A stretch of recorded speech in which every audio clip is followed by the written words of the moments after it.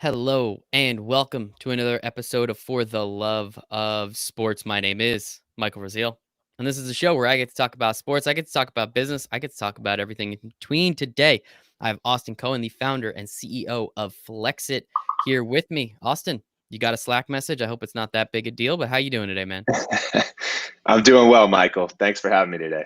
Pleasure is all mine. Very excited to get to understand the business of Flexit a little bit more. It's in this very interesting gym membership slash virtual training space. So I think it's, for lack of a better term, perfect for what we're seeing right now with the pandemic that we all kind of thought was going to be over in a couple weeks and then maybe a couple months. And now it looks like it's going to be a couple years. So we'll see how it goes. But the first question, Austin, I have for everybody on the For the Love of Sports podcast is, why do you love sports so much? That is a phenomenal question, and I mean, I personally love sports for the the fact that you never know what's going to happen. Right, the underdog can always pull it out. I think that the Michael Jordan documentary this summer perfectly encapsulated a lot of why I personally love sports, why a lot of people love and appreciate sports, uh, and I've watched that twice now. Nice.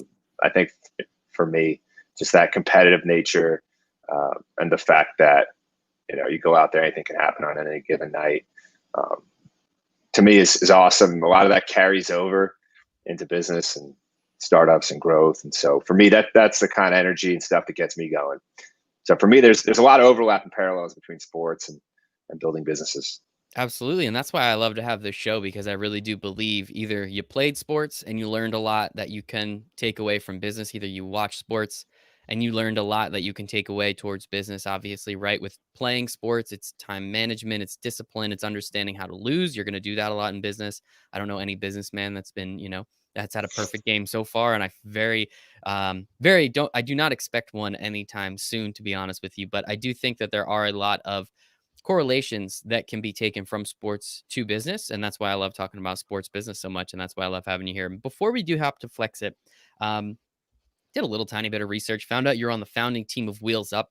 Wheels Up, really, really cool company. So I would love to just kind of get an understanding of what you did there for a second. But also, we've seen Wheels Up do a lot of sports partnerships as well. I think, my favorite one is the college game day one. I don't think it's really happening this year, but in previous years, they'd fly out the guest picker or whoever for the college game day crew. They'd come out, they make picks. It was a lot of fun. I guess talk to me a little bit about what it was like, being on that founding team of Wheels Up and now knowing kind of where the company is and obviously right now is not the best time, I'm assuming, but moving forward, company's set up for a lot of great things to come.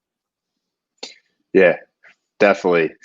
Uh, so Wheels Up was an amazing experience and continues to be. It started as really just an idea on a cocktail napkin that was birthed about a year later. The concept was to disrupt private aviation, and we've done that. Wheels Up achieved unicorn status last year and continues to grow and build and uh, has launched new partnerships recently over the last few weeks, going into new verticals, and really is in a prime position in the market now. A lot of the way that I operate and we work at Flexit has been informed by my experiences at Wheels Up with the rest of the founding team, and just the way that we think and we build and grow, and it's been awesome to see Wheels Up grow and go from that idea to being on college game day. And you've probably seen a bunch of the races where the Wheels Up gear was out there. You've seen the Wheels Up gear on golf courses. And we do a lot of the same stuff here at Flexit. Chris Weidman, UFC fighter, back at the end of the first week in August, was wearing Flexit gear throughout his training this summer. Flexit co-branded with 2XU, one of our partners. More cool stuff coming there later this week and next week. And yeah, it's just a very, very informative experience for me, an important one, and continues to be moving forward as Wheels Up continues to grow, and look forward to seeing what we can make happen over the next few years. Yeah, I think it's such a cool concept for a company, and it's one of those like, duh. When you hear it, it's like, yeah, why has that never happened before? And obviously, it happened. You guys have done it. Obviously, there's a few competitors as well. But I was actually at a golf event. It was at Winged Foot, so where I think the U.S. Open was played this year. Last year, Wheels Up had this gigantic event, which was awesome. I got to go to and work at for a little bit, which was a lot of fun, and just seeing the people and kind of how they interact and that demographic. Like, well, we can be very honest. It's a different it's a different type of person than the normal yous and me's. But it's still very interesting. Good people, great people doing cool things. So it was fun to get to see that. And so going on to Flexit, and as you said, you took a lot from what you learned at Wheels Up. It's a startup that was in a really unique position that, as you said, achieved unicorn status. So if I'm not mistaken, that's being valued over $1 billion, and understanding that. All right, clearly you being on that founding team, be a part of it. I think you were chief of staff, still are. You were. I don't know exactly what your role is there now, but learning and being able to be around that type of organization for so long, what made you then want to start your own thing or start another thing on top of what you already were a part of a founding team member of? What made you want to go and just start a new company and specifically this one in Flexit? Well, to your point a moment ago, uh, there are at times concepts that you look at and you think, why hasn't this existed before? Hmm. Um, I'm personally very passionate about fitness. I always have been. Back to your first question about sports and the love of the game, uh, I played sports seriously my whole life. Post playing sports, fitness becomes a way that many athletes continue that love of sports, right? And then there's watching sports and casually playing sports. And for me, over the last bunch of years, looking at consumer verticals, wearing my VC hat, millennials and Gen Zers have been conditioned to access everything they want at their fingertips. So you can get food, you can find somewhere to stay, you can travel somewhere using your fingers on a smartphone. But if you want to go work out, you can't, you previously were not able to just go do that. You could not just pick up and go try a gym, say Blink Fitness, one of our partners, to get the experience of walking through that facility's doors and training there if you hadn't previously been there. And so for us, that was really important early on, figuring out how we can take technology and trends that have been so widely adopted by millennials and Gen Zers and helping to cater to those trends using really sleek, very seamless technology that created a win-win opportunity for gym partners across the country. I love it, man. I think it is such a cool concept too. And understanding, yeah, I'm within that millennial generation, and thank you for adding Gen Z too. Everyone only talks about millennials. I think Gen Z, like that's half the time they're talking about millennials. They actually aren't even talking about millennials. They are talking about Gen Z, which has always been very frustrating. And that M word has always had like this weird negative connotation, in my opinion, especially when the older generations are talking about us. So thank you for adding Gen Z into that one. But so as you said, you kind of saw this opportunity to say, hey, like why is this industry like this? I guess at what point did you realize that this could be a viable business and saying, all right, anybody, you can go to any of these gyms, the ones that you're partners with for a specific amount of time. I think, per minute, per hour, whatever exactly it is. So if you don't mind explaining that, but putting that together sounds kind of difficult. Just kind of putting that together and getting people to buy into that type of partnership has probably been potentially difficult. I don't know. You tell me. How has it been to actually start? The idea is cool, but everyone's got an idea. It's the actual execution of it that's the important part. So there's definitely a lot of time up front. That time spent figuring out, is this a viable opportunity?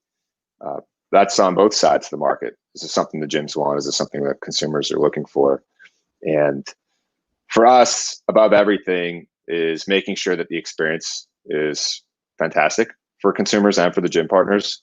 So we spent a lot of time really early on figuring out how we can create this experience to be really comfortable for the gyms, to be something that helps them to touch new people while still catering to those millennial and Gen Z consumption preferences and trends.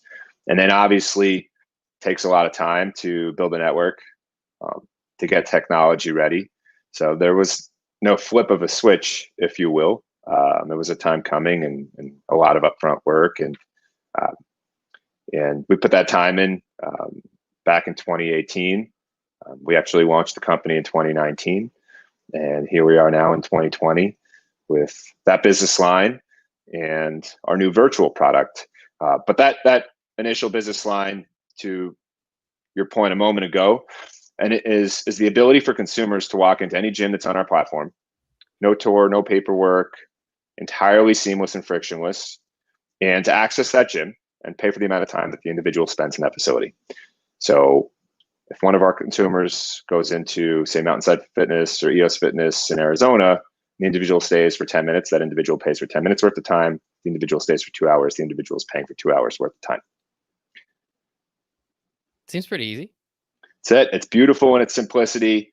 The app doesn't need to be used while working out. We want people's heart rates up. We want them pushing themselves. You check in, you go, you check out when you're done, and that's it. The app is very intuitive. Default home screen is a map with pins on the map. You see the gyms that are around you. You can find more information out about those gyms, and you walk in and you hit your workout. I love it. I mean, it's again, it's one of those ideas that gym memberships are so they're so interesting, right? Like my wife's a part of a gym close by. The only reason she's a part of this particular gym is because it has a pool. And so she wants to go to that one. So now we're looking at houses to buy. And it's like, well, if we go to this side or where this is where you literally can't go to that gym anymore because it's 45 minutes away. You're not going to take an hour and a half out of your day just to go swim in a pool. So now she has to find. So it's then that opportunity to potentially go try out other gyms, right? And you know, figure out what's in the area. It's for people that travel. Right, this is very similar to a class pass, if I'm not mistaken, where people that travel, you can go to a yoga class wherever the heck you want, as long as you have a specific number, as long as there's some in the area. So I mean, again, it's just such an awesome idea. What have you seen from we'll start with the gym side, right? How have they seen it and how have they enjoyed it? Because obviously they need to make money. Now let's put this pre-pandemic. Let's put this, you know, kind of when the world was spinning on its axis. I always kind of love reminiscing about that time in life. But like, what was it like pre-pandemic where these gyms were, you know, they kind of are just trying to soak up as much market share as possible. And you're saying, hey, this person probably doesn't want to be a part of your gym, but you can let them come every once in a while and they can at least give you a couple bucks along the way. I'll jump right into that, but I'm just going to unpack a couple things before. So first of Please. all, you and your wife, no need to worry now about moving to the other side of town and not having that Thank gym you. because Flexit's got you covered. ClassPass is a bit different of a model. Mhm. ClassPass is focused, like you said, on the studios, like a yoga studio. We do work with studios, but our focus is traditional gyms, Mhm. places with big cardio and Yeah. strength training setups. ClassPass is also a membership model. So the consumer is working out with ClassPass or tethered to ClassPass, Mhm. and they're paying ClassPass every month, whether they're using the product or not. We're a pay per use model.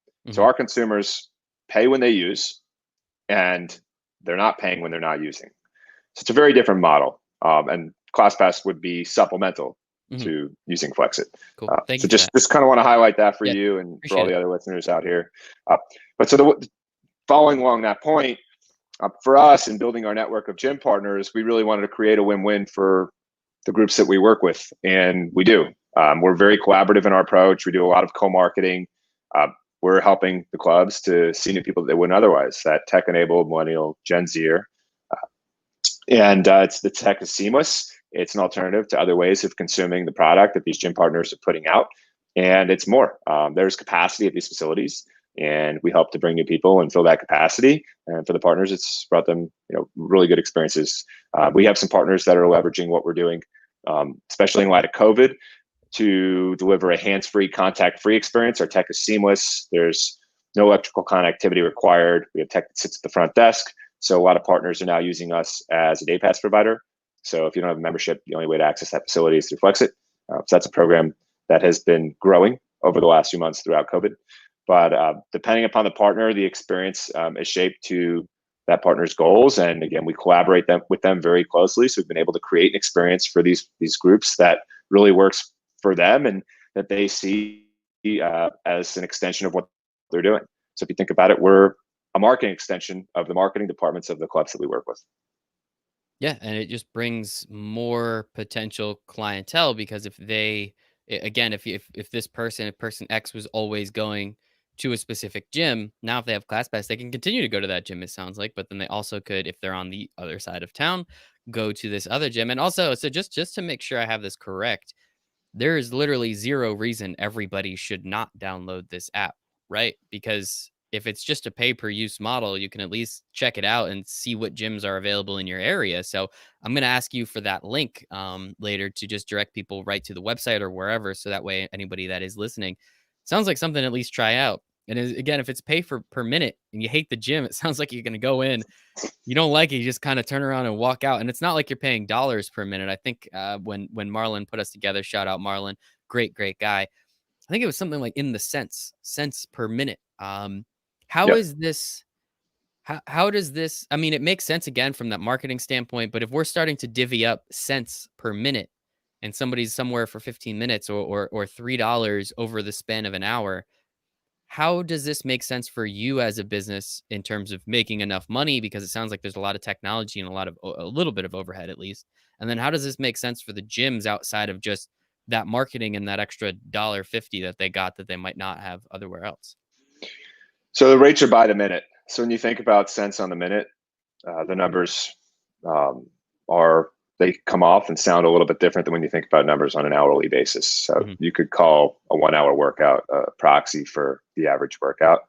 So our rates range from 8 cents a minute to $1.67 a minute. So it's a pretty wide range. It depends Okay. on the facility. Even within a brand, rates range. So a brand may have facilities that are more suburban than other facilities, and the rates of those facilities may be a bit different. A brand may have a more premium set of facilities within their portfolio, and so the rates of those facilities may be a bit higher. So on the lower end, you're looking at $4 to $5 for an hour for that workout. On the high end, we have a very premium facility in Midtown Manhattan, priced at $1.67 a minute. That facility is over $100 on the hour. So Hmm. we've got everything in between. It depends on the brand. It depends on the facility within that brand, and consumers can pick what works for them and their budget, their lifestyle, wherever they are. And that's our whole thing. Is we want people to be able to try new places on their terms in a way that's comfortable. Going to the gym can be intimidating. Even if you're very fit, going to new gyms can be intimidating. You don't know where the locker rooms are. We try to the extent possible, take that level of intimidation or as much of that intimidating factor out of the equation for consumers when they're looking to try new places. So if you're traveling, which is not our primary use case, to touch on what you said a moment ago, it's those millennials and Gen Zers in the cities in which we're working. But if you're traveling and trying a new gym can be very intimidating even for the fittest of people. So we really try to help people to understand what's going on at that facility and make that experience really comfortable for them. So it may work. Some facilities may work with your budget, some may not. Some may work for you to try at a cadence that works for you infrequently before making a decision as to whether you want to keep going and using us, or if you want to, make a change, use a different facility, or get a membership at the facility. So we really are here to cater to everybody. We are very bullish on having experiences that work for every type of fitness consumer. So whether you're a very serious bodybuilder or someone who just wants to go swimming or play basketball, we've got you covered and everything in between. And on that per minute basis, I'm pretty cheap. I'll just be very open and honest about it. I mean, have you seen or heard anything from the gym partners on those people that come in? Maybe they don't lollygag around as much. Everybody loves those guys at the gym that they talk to other people more than they're actually working out. And now, if it's a social thing, it's a social thing. I'm not here to judge or anything. You got to do what you got to do. But have you heard anything on that end? Because that's just me kind of figuring out how can I save as much money as possible if I'm only there. If I'm there for an hour normally, but if I can cut out, 10 minutes of fat, you're saving some money. You're saving a little bit of time there as well. Has anything like that come up, or is that just me being kind of cheap? Yeah, everyone's a little different. Everyone's a little different. So there are people who are getting their heart rate up as quickly as they can. They're not playing on Instagram and scrolling while they're Hmm. working out, if you're not on the clock, you see a lot of in the gym. Hmm. But then we have people who go to the gym for hours and are playing basketball. So it really depends on the consumer. Depends what the use case is, what facilities they're using. Um, but we see both types of consumers there. So we see a lot of people who are thinking similarly to how you are. They Hmm. really want to control their spend. We also see a lot of consumers who are less sensitive and they are looking for that optionality and that variety. And that's the main driver for them in accessing our products. Love it. Thank you for putting that nicely too. I appreciate that. Talking here with Austin Cohen, CEO and founder of Flexit. So Austin, Talk to me a little bit. So now that was a little pre-pandemic. We got a little into the pandemic. Now we're kind of in the thick of it. As I said before, everyone kind of just thought this thing was going to end in a couple months. Hey, we'll hang out inside. Not a big deal. Well, here we are. It's October. It's almost the election. I'm sure most people know that. A lot of stuff going on. It's not looking great. It doesn't look like it's ending anytime soon, unfortunately. But with getting into the pandemic a little bit, obviously we've seen. I think the last number I saw, I mean, it was at least restaurants, but I think it was somewhere about 50% of gyms, unfortunately, going to have to close. A little more, a little less, I'm assuming, and obviously it depends on the area that you're in. So I think that part is very unfortunate. Obviously, business owners, they put a lot of money, time, and effort into this thing. So it's very disappointing. I'm here in New Jersey. So we actually were just allowed to go back to gyms. It was only, I think, about a month ago, if I'm not mistaken, that we were eventually allowed back in. So it was a solid 6 months. Many of these places were closed, give or take.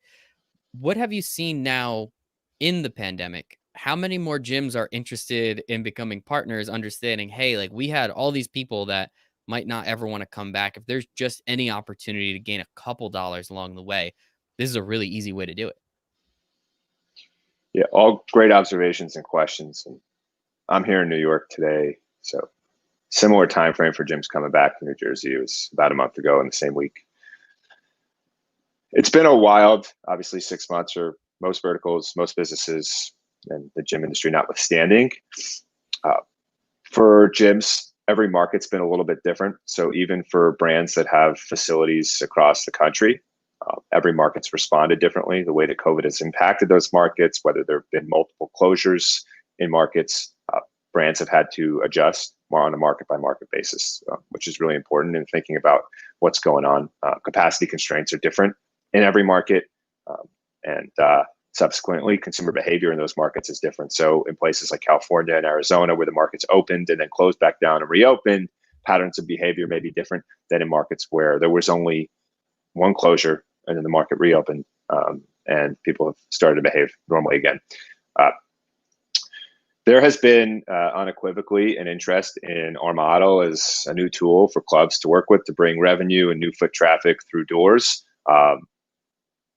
Makes sense. It was something that we expected when this happened, just given how much the clubs have been impacted. Again, slightly different on a market by market basis, and definitely impacted by capacity constraints in various markets. So the pace with which some of these opportunities go live can vary. In New York, for example, capacity constraints are a bit stricter than in other parts of the country, given how things have progressed.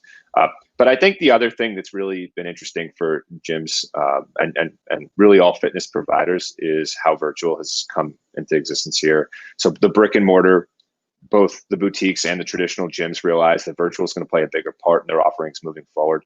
Brick and mortar is not going anywhere. At the end of the day, you can't strength train, you can't hit a rack of weights at home, even if you have a great home gym, the way you can when you're out at a gym. And people are social and they're social beings. And so gyms aren't going anywhere. But the importance of extending the reach of the brick and mortar is something that will play a role indefinitely moving forward in a full fitness offering. And so to that point, the future of fitness is very much a hybrid. It's the confluence of that virtual and the brick and mortar. And despite virtual blowing up over the last 6 months, virtual is not new. Virtual has been blowing up over the last bunch of years. It was all just very much accelerated by what's happened throughout COVID. And we've actually been able to enter the virtual space in a meaningful way that has, again, only with club partners, so with the partners in our network, helped us to accelerate what they're doing and accelerated our business. Yeah, and I think it's this perfect marriage, as you said. Like it's very difficult, and even for the people that have a really nice weight set at home, it's still very difficult to do everything that you need to do. It's also one of those things where if you're at home, it's very easy to, you know, I kind of want a glass of water. Let me get up and go to the kitchen, go out, you know, that whole thing. And if you're at the gym, you're at the gym, and there's a lot of people where that mindset is very specific, and that's what they need to do. They go for 45 minutes. They know exactly what they need to do, how to do it, and they get out. It's always different at home. I mean, we've seen with the work from home setups that a lot of people have. Yes, it turns out a lot of people are capable of doing their job from home. Yes, has productivity gone up? I mean, it depends on where you look, but also, do we ever really need 40 hours to do 40 hour like a 40-hour work week? Like I think you can ask anybody in corporate America, they say they could probably finish their job in close to 30, and that extra 10 is just kind of you have to be there. So I think the work from home aspect too is that extra layer of I could get I mean, I know some people that might do a workout or two during the day. Hey, I got 20 minutes, I got 30 minutes, let me crank something out. So the virtual aspect is very important. But I do think that marriage of the two is fantastic. And again, it came at the perfect time. And going back to the brick and mortar before we do kind of completely switch the topic to the virtual side, what have you seen in terms of the pandemic with people getting comfortable going back to the gym, right? Like, as we said, gyms just opened up, but many places, I think it's, here in New Jersey, at least, I'm pretty sure it's something like 25%. So how many people are really, canceling their gym membership and understanding, well, hey, if I want to go to one of those classes, if I don't sign up for the 5:30 in the morning class, which I'm not signing up for, newsflash, not going to do that. If you're not signing up for that class, you're probably not going to be able to go because so many other people have that opportunity to potentially go. So canceling their membership but still staying at their gym is an opportunity. What have you seen in terms of memberships for Flexit improving over the past 6 months or over at least this time during the pandemic? So for us, we don't have members, we have users, Oh, but yes, I apologize. Yep. I want to make our sure it's usage, not membership. It is use it when you want, pay for it when you use it. Thank you. I apologize. exactly. Sorry. But our usage has been great. Again, every market's a little bit different. If you take the Arizona market, upon reopening, we're doing 8x on what we were doing pre-COVID. Uh, a lot of people have canceled their memberships Mhm. at gyms. That was just to be expected during the closures. Um, but that all comes back, when we look at whether it's 6, 12, 24 months from now, um, things come back Mhm. with a different shape and form, of course. But for the partners, to your question a few moments ago, it's been exciting for us to bring more people through their doors when their numbers have been a bit lower than they might have wanted. But really, the gyms have rebounded much better than people would have expected, and are hanging in there and doing pretty well. It might be a little bias on my part because I know here in New Jersey it's not quite the same. Also, pretty densely packed state next to New York City. Everything's going to be shut down a little bit longer. And I guess in terms of the virtual aspect, was this something that you were working on already and just kind of hit at the right time? So we definitely accelerated what we were doing in virtual. Our focus was in gym personal training at the beginning of 2020 at the Consumer Electronics Show. We released tech where individuals could, as non-members of gym, access the trainers at those facilities. So if a trainer had a client at 10 a.m. That was a member of the gym and another at 12, that trainer could open up availability and take a non-member, a Flexit consumer at 11. Previously, you could not, as a non-member of the gym, train at that gym. Uh, During COVID early on, what we realized was happening in the virtual fitness space was the following. There were three primary buckets across which people were accessing the virtual fitness: live stream workouts, pre-recorded and on-demand content, so videos, and then hardware in the home. And there were a few common themes to us across all of these. First, there was a very low level of personalization. Second, the consumer does not really get to interact with the individual on the other side of the screen. So if it's a live stream, the consumer can't really interact with the instructor. The instructor can talk to everybody, so it can go one to many. And in the videos, you're following along with somebody, but neither of you can interact with one another. And for the most part, with hardware in the home, although there are exceptions, you can't really interact with the individual who's on the other side instructing you from the hardware, right? If it's Peloton Hmm.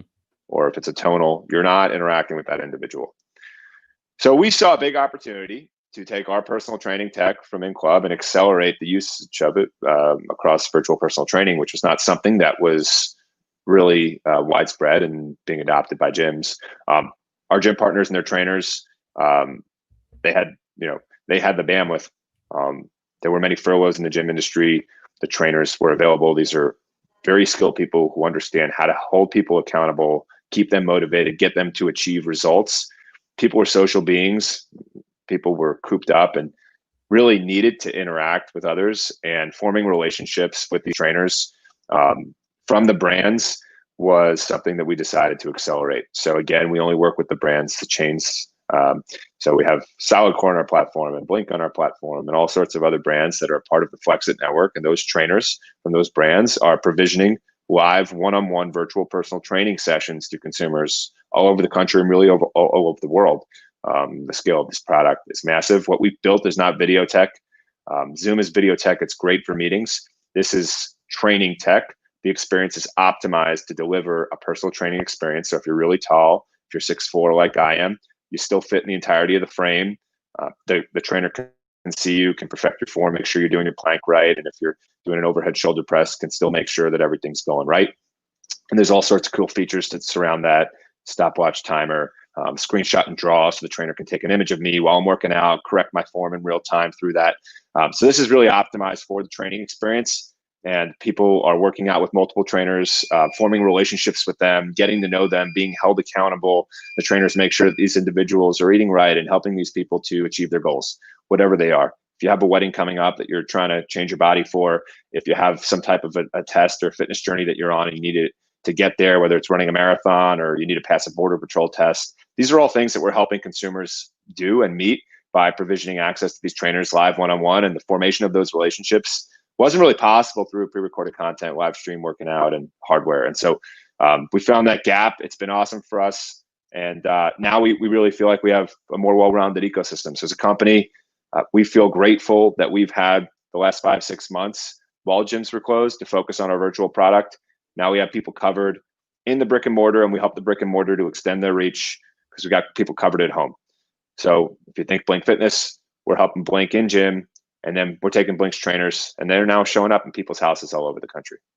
Yeah, and I think again that opportunity to marry the two, because you have to, most people will have to go to the gym in some capacity, but if it's a busy day, kids have baseball practice, whatever it is, now you can at least say, okay, well, I don't have to go to the gym, add the commute, and then the time there, I can find a trainer kind of at my fingertips to do something like this. And again, it's not a membership.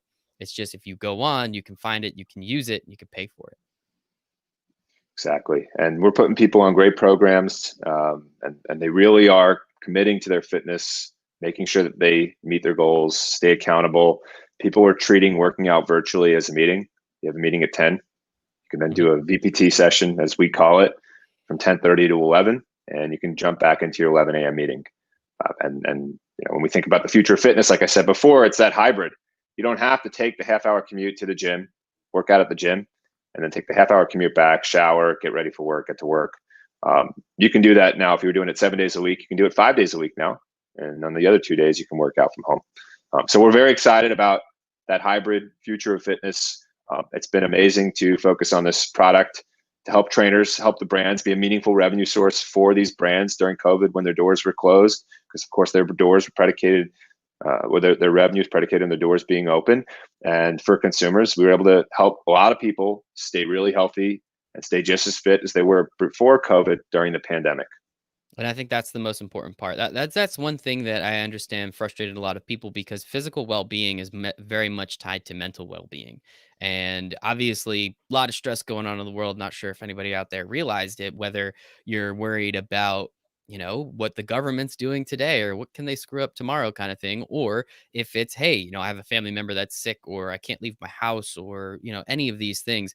Physical well-being helps with the mental aspects of that. And I think that was one thing that was kind of missed on a lot of politicians when saying, hey, like, we don't want to open the doors of these gyms because, people can get sick. It's like, well, if we can do it in a safe way, it's probably very good for all these people to continue to go to the gym and get their endorphins. And I really don't know what the heck goes on. I don't go to gyms. I go on runs every once in a while, but it's very important for people to keep up with that aspect. And I think, again, where you guys sit, and it's not like you're on the fence or anything. You're actually in both yards, right? Like, you have the opportunity. If you want to go to the gym every day, you have that. If you just want personal training at home on a one-on-one session, you have that. And I think it's a really interesting marriage. It's pretty awesome. So kudos to you guys. Great I job. appreciate that. Yeah, and to your point, it's also how you eat.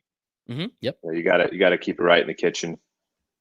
That's a really important part of the full experience. We've got dietitians on our platform. We've got folks who specialize in meditation and yoga virtually. So um, we're really committed to personalization, customization, people being able to make fitness and wellness work with their lives as opposed to having to schedule their lives around fitness.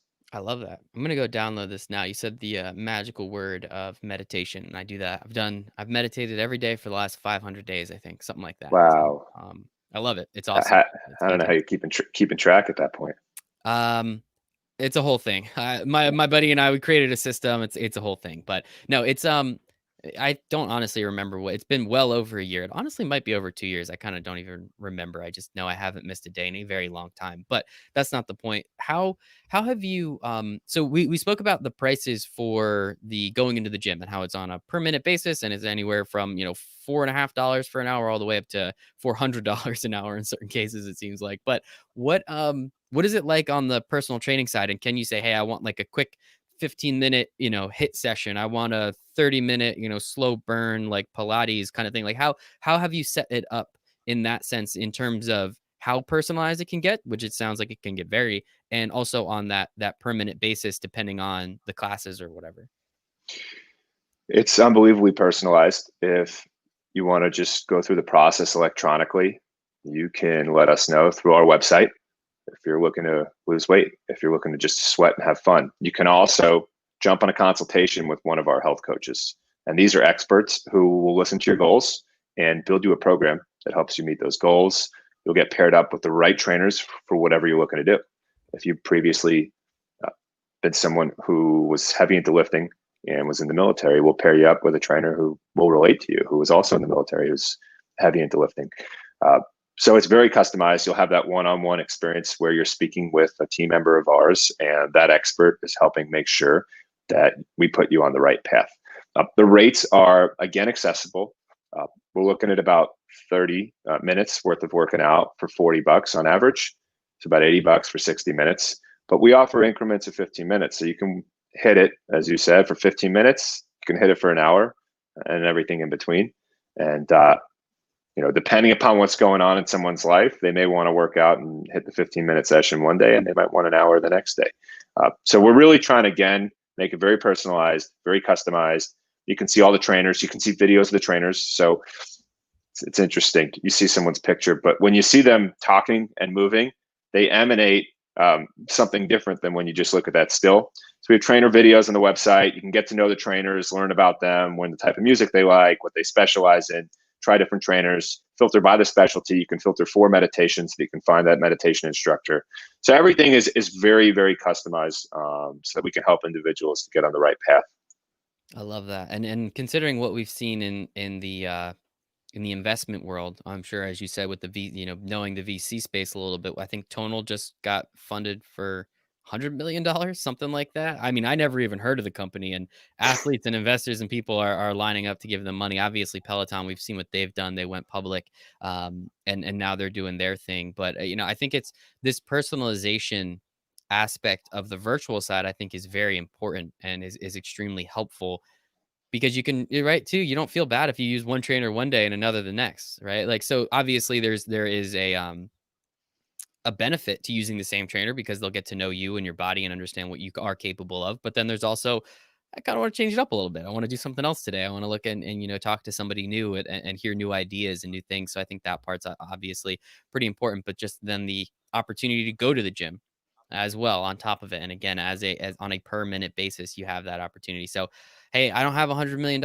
Austin. I would give it to you if I did. I promise you that, man. But I think this is such a cool concept, and the way you've been able to differentiate yourself from those, as you said, the pre-recorded, the live, the hardware, the just regular gym memberships. I think this.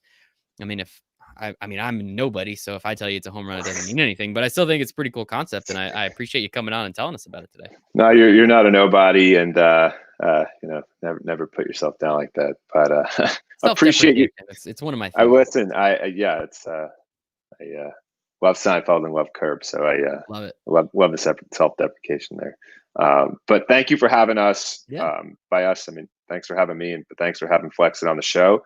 Um, if anyone's interested in learning more about Flexit, feel free to reach out to us directly at info@flexit.fit. That's info at flexit, flexit.fit, and visit our website at flexit.fit, flexit.fit. And then social medias. Yes, you can find us on Instagram. It's flexit_fitness. Love it. That is absolutely perfect. Where can we find you though? I mean, you got some cool stuff going on in your life too. I'm sure. Where can we go find you? You guys can reach out to me. I'm very responsive, so you'll get a quick hit back at Austin at flexit.fit. That's AUSTIN at flexit, FLEXIT.FIT. Love it. Awesome. Well, thank you so much, Austin. Very excited. I'm excited to say I remember when.